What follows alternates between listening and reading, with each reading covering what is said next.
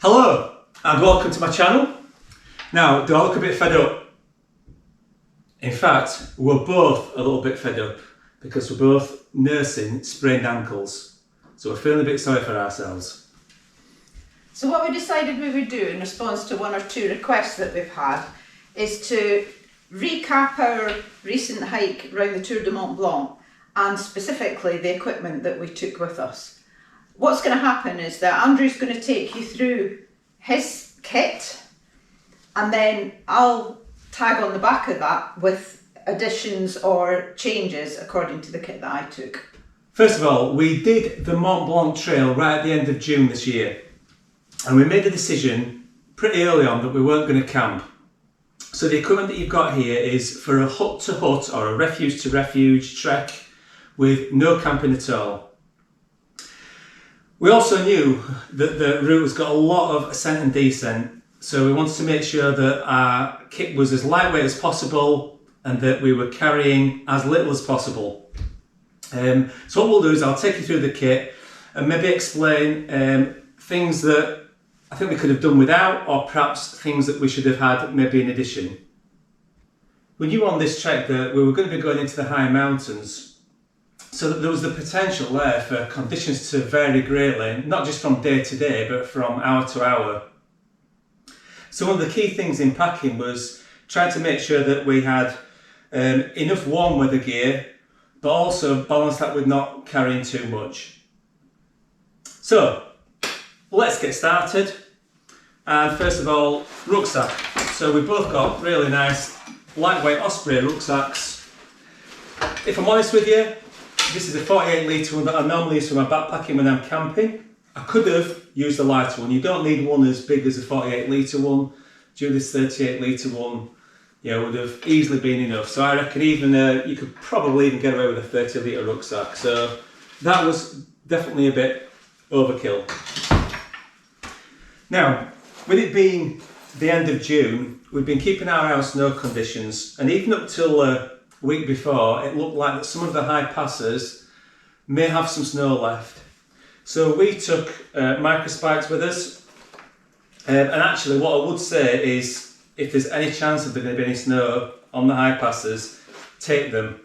We could tell that, for example, going over the Col de Bonhomme, between Col de Bonhomme and Croix de Col de Bonhomme, I think I've got that right, that could have been potentially a bit of a sketchy part, and also the back of the Brevant as well. So if there is any snow, or you think there's going to be some snow, definitely take some microspikes with you. We didn't need them, but we could see how you definitely might need them. Right, next, what I'll do then now is I'll take you through the clothing that I wore. So on every day, I wore my trail shoes. Now again, the usual choice, do you take trail shoes, do you take boots? For us, where possible, we always backpack in trail shoes. We find them more comfortable, they're lighter weight, your feet are more comfortable. If your feet get wet, you get them dried more quickly. I'd always go for trail shoes if possible. The only time I wouldn't do is if I was in kind of winter conditions where there was a lot of snow, I'd maybe opt for boots then. But we had absolutely no problems at all with our feet on this trail using trail shoes. So definitely go with those if you can. Every day I hiked in shorts, and what I found was nice as well is that every day I could usually manage to get them washed out and sort of generally dried so I could wear them clean next morning. So I wore shorts every day because we were very lucky with the weather. And then on the really hot days I also had a sun hoodie. We like these, they're really lightweight, got a nice hood on them as well, so you've got complete body cover, and I think they're also SPF rated to UV 50, SPF 50. So you don't have to worry too much about sunscreen, so really good on hot sunny days. So I kind of wore those on most of the days. So in terms of spare clothing, I had with me spare pair of pants. I had one spare top that usually at the end of the day after I'd showered I'd get changed into that, so that's kind of my spare clothing. I had a spare pair of long trousers, same thing at the end of the day after I'd showered I'd get changed into those. And if I'd have had a cold day, I may have worn those as well. Spare pair of socks, and then my warm weather clothing was a very lightweight fleece, and also a lightweight down jacket. Now for our particular trek that we did, because the weather was generally really good, very rarely needed to use any of that warm weather clothing. But had the weather been more cold and changeable, I still think that would have been okay. I think we were pretty much covered. I was happy we were covered there if the weather was cold. So in a dry bag, in my rucksack. Right, next, for all the refuges, you're asked to take a sleeping bag liner. So I had a nice little lightweight sleeping bag liner, silk one.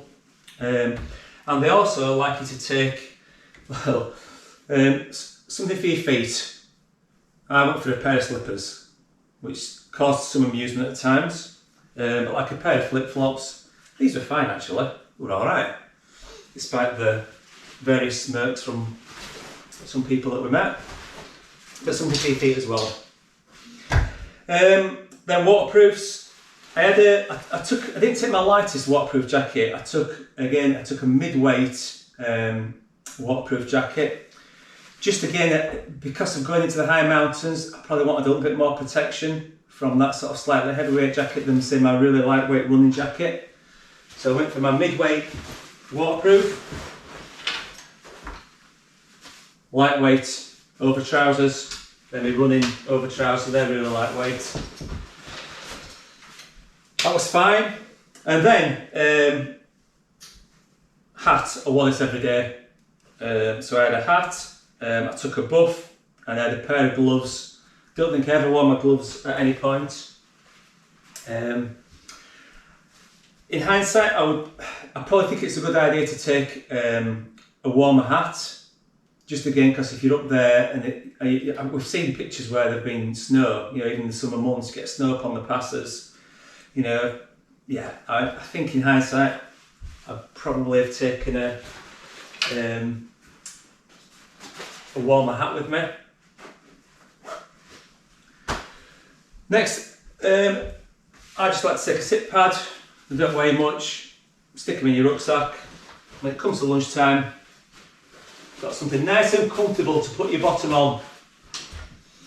That's definitely good. Here I've got my rucksack cover, waterproof rucksack cover. Again, for any backpacking trip, I think having a good backpack cover is really important. That first layer of defence against the rain. Moving on to, well, this is sort of my, what they call my personal hygiene bag.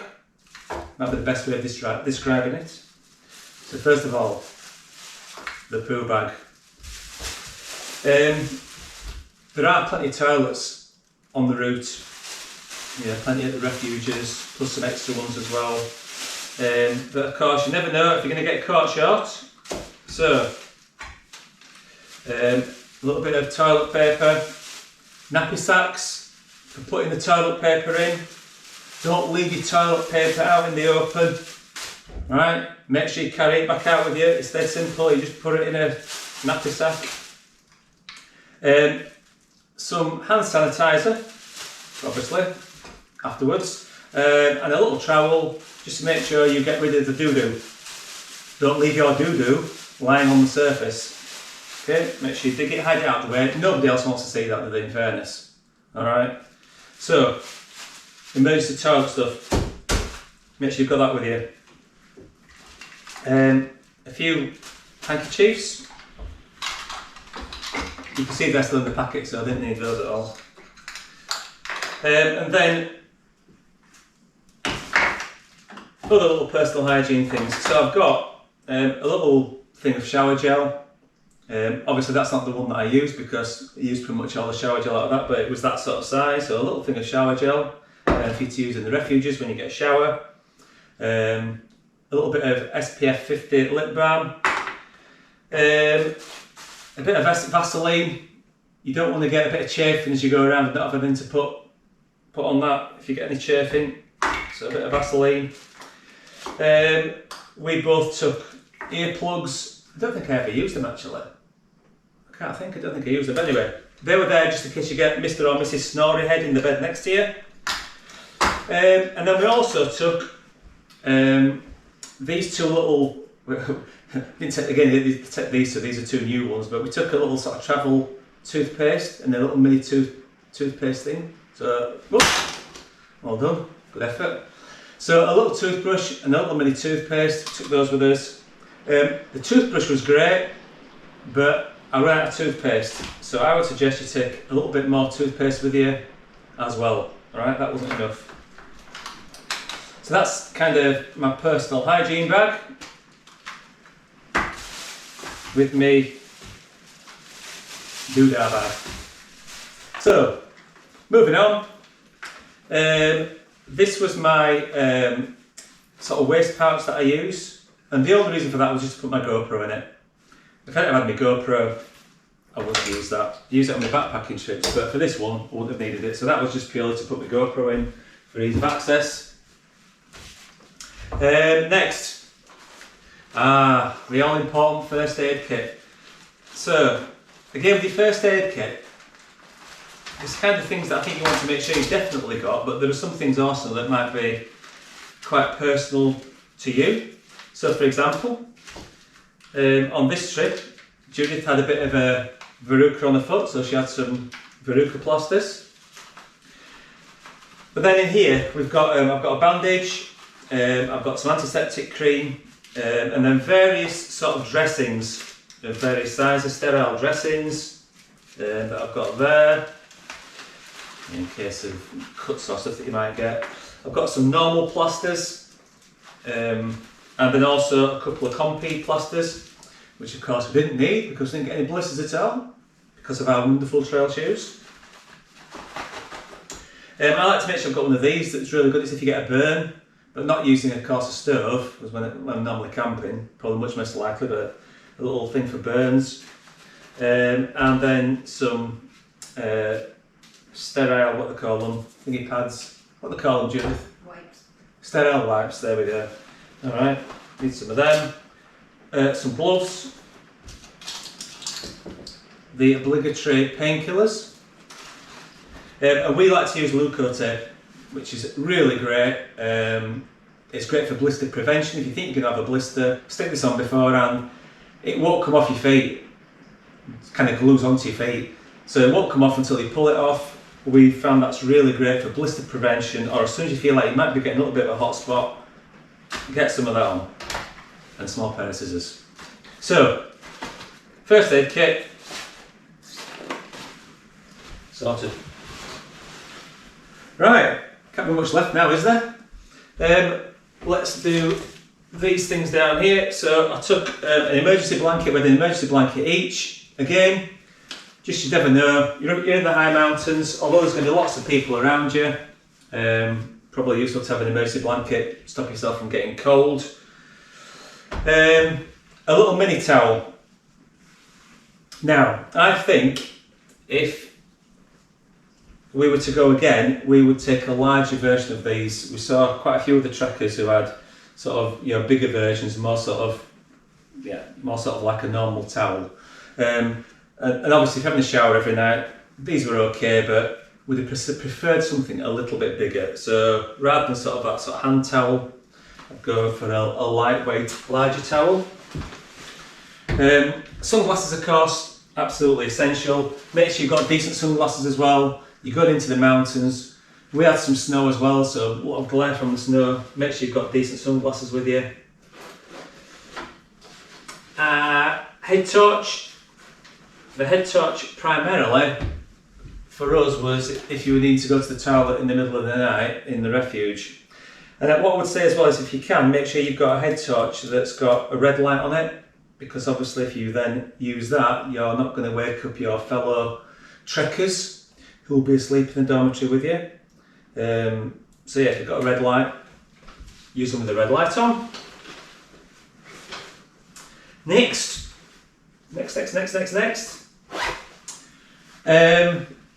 My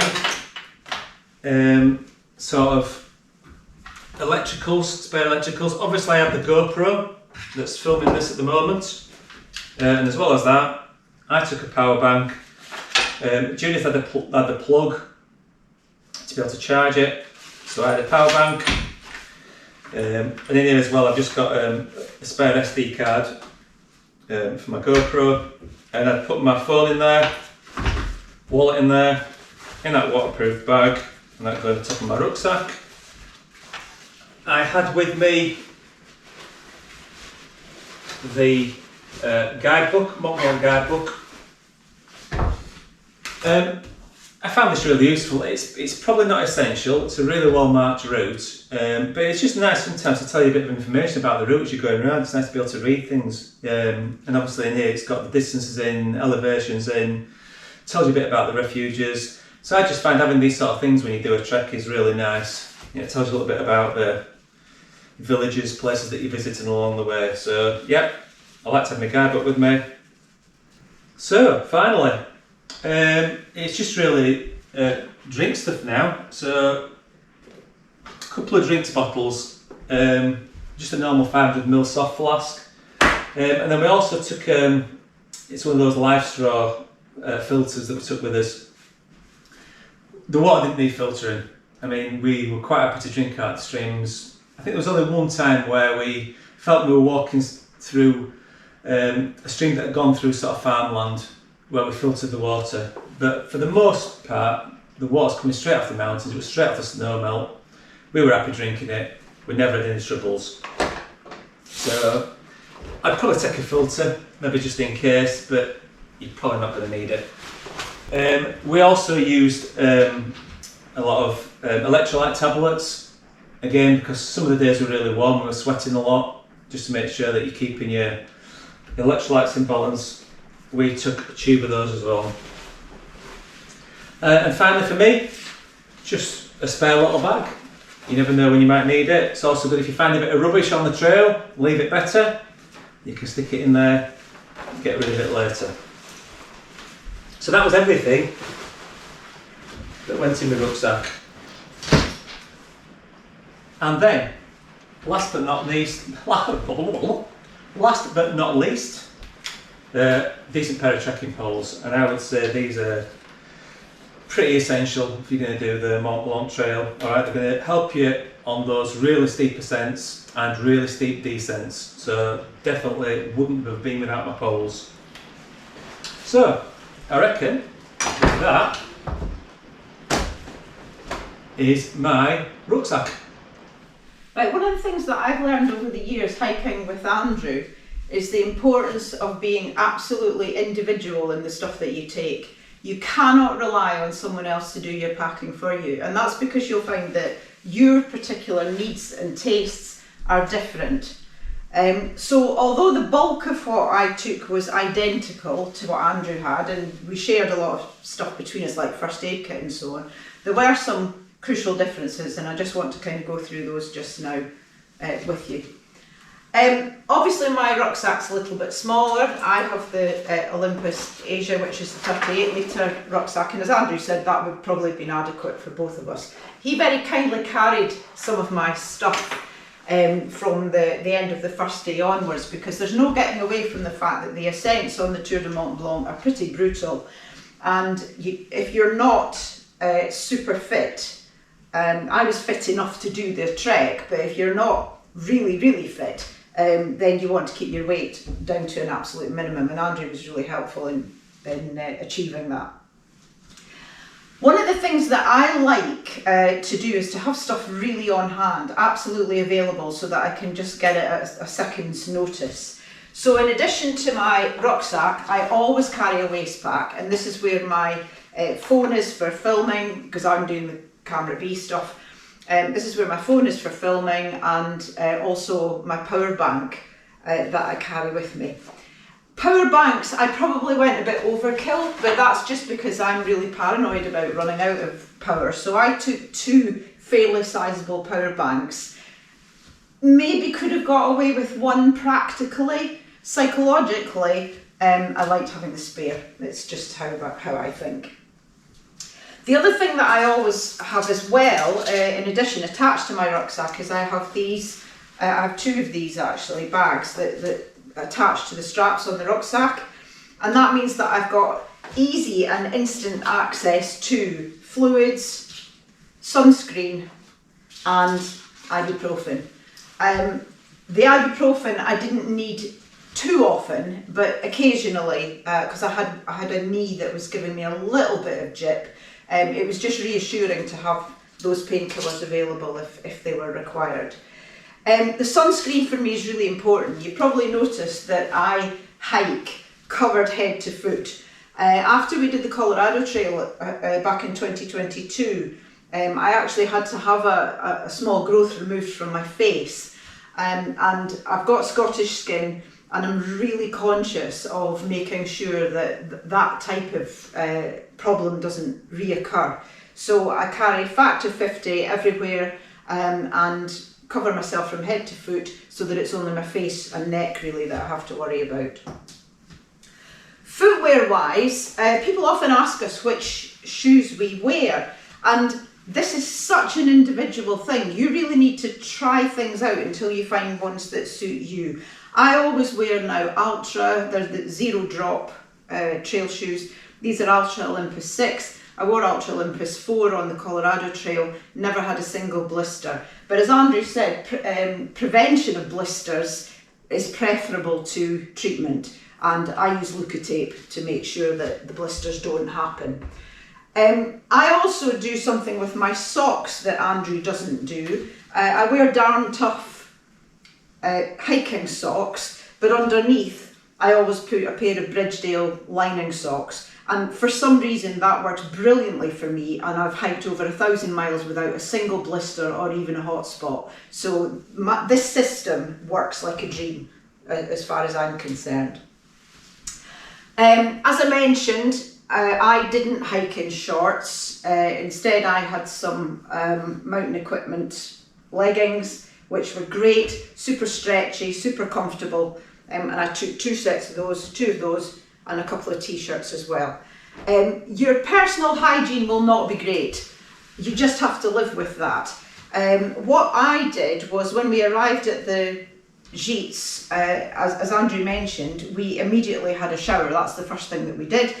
And I took an extra set of clothes in addition to the amount of clothes that Andrew took. I took some of these merino wool leggings and a merino wool top. It was multi-purpose. It was something that I could get into straight after a shower. It was warm without being overly warm, and it also meant that I was ready for needing warmer clothes. If I could stick this underneath my puffy jacket if it was necessary. I mean, as it was red hot when we were on the trail, so that wasn't necessary, but it was a nice set to change into in the evening. Didn't look too much like PJs, so you could wear it walking about the Gîtes, and not too hot and not too cold, as is the case with merino wool.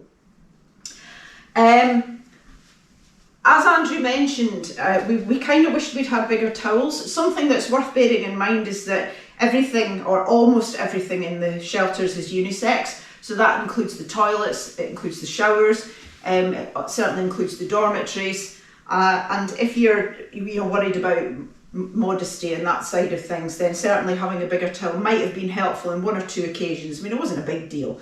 The thing you mentioned about toileting, I'd add to that there are not an awful lot of places that you could get away from people to go to the loo. But it wasn't really an issue. I think the whole trip, I probably had a wee behind a tree twice. The rest of the time, there were toilets available regularly enough that it just wasn't an issue. So if you're somebody who has a bit of a weak bladder and you'd be a bit worried about that, then, as I say, toileting for us just was a non-issue. I took some Crocs sandals, simply because they're waterproof. You can wade through rivers in them, you can do whatever you like in them, and they just dry off. It's worth mentioning that most of the refuges have their own stock of Crocs, and you can choose to wear those or not to wear them. I didn't get the verruca that Andrew mentioned by wearing Crocs in the Gîtes. I already had that. But that's what some people are a bit concerned about. They don't like the idea of sticking their feet into Crocs that other people have worn. But most of the huts had a fairly large stock, maybe even up to 50 pairs of Crocs, and you could borrow them if you wanted to. So if you wanted to save a little bit of weight, you could take your own. Something else that I took, which is a bit strange when you think about the fact that I was sleeping in a bed in a dormitory that 100 other people had probably slept in fairly recently, I did take my own inflatable pillow. Just, again, it's just a me thing. I sleep better if I'm sleeping on a pillow that's mine.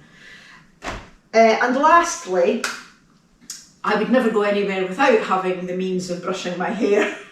And these little Denman portable brushes are absolutely fantastic. You just stick them in your pocket and they've got a little mirror there as well. So if I had taken any makeup, which I didn't, that would have been quite a useful thing to have. But as it was, it meant that my hair didn't look too disastrous in the mornings when I set off. It was pretty disastrous by the end of the day, but it wasn't too bad in the morning. Right, there you go. So, crucially, what are the weight of the two bags? Well, mine 5.9 kilos. Judith 5.8. 5.8. Yeah, so 'cause I'm carrying all the stuff that we share between us. That's what it is. No, that's fine. So, yeah, only 6 kilos, which is great. Obviously, that doesn't include any water, and it doesn't include any food. But on this particular trip, because we're using the refuges, we didn't have to do much food carrying, did we? It was just maybe a bit of stuff for lunch, a few snacks for lunch. And the water was pretty plentiful all the way around, so you were never having to really carry more than half a kilo of water at one time. So, oh, no sticks in there as well. But microspikes. Right, I think that's it, isn't it? I think so. I think so. So, if you are planning to do the Tour de Mont Blanc trek, you might want to give my main video a quick look, give you a bit of an idea about what it's like. But if you're doing so, like us, we hope you have a great adventure. It's a fabulous trail. You'll meet lots and lots of people, enjoy some amazing scenery. Thank you for watching. Till next time. See you next time.